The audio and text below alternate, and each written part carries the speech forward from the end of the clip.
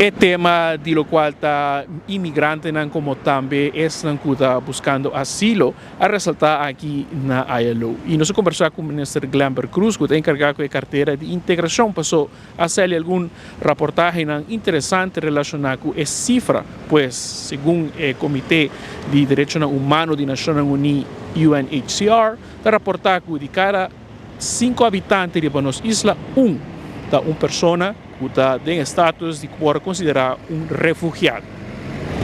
El ministro Glamber Cruz va a reunir con los diferentes stakeholders para que poder tener más ideas de cuál es la situación aquí.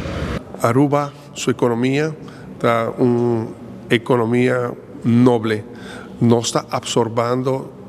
a base de necesidad que tiene el mercado laboral, que progreso económico que está impulsado por el turismo, nuestra economía está absorbada hopi de están con bien Aruba y aquí está ilegal. Y me tomo nota del reporte, lo que me hace, si no me llega Aruba, me está convocando los stakeholders, UNHCR, ACNUR, PADF, HIAS, Venaruba,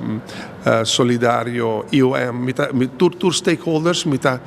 convocando para nós juntos, também a nível de governo papel, mas também a nível de stakeholders papel, e queda make sure que o approach que nós temos, o segundo, com a política de integração que tem responsável, nós lo por atender hopi de tema aqui, mas obviamente reconhecendo que Aruba, seu espaço como isla, está limitado. Sem nota quita que está viendo más hotel en Aruba, también tiene que ser trabajador tanto con los jóvenes adelantando, pero también otro desarrollo de lo que nos llama industria en el sector de energía nueva, energía sostenible, que también tiene una diversidad de oportunidades. Nos estamos viviendo en una realidad, lo que hay que asegurar de una circunstancia así.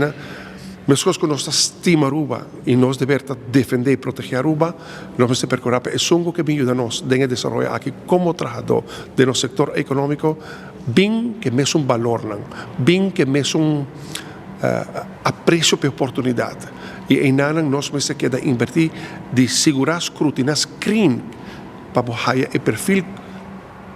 correto de cidadão como que permitir ter legalmente o mercado laboral para ajudar tiene Aruba vayendo de buena dirección, qué cordialidad, qué hospitalidad, qué dedicación, qué amor con el cual nos toca trabajar. Y en este va a desafío de gobierno y pensamos de manera para hacer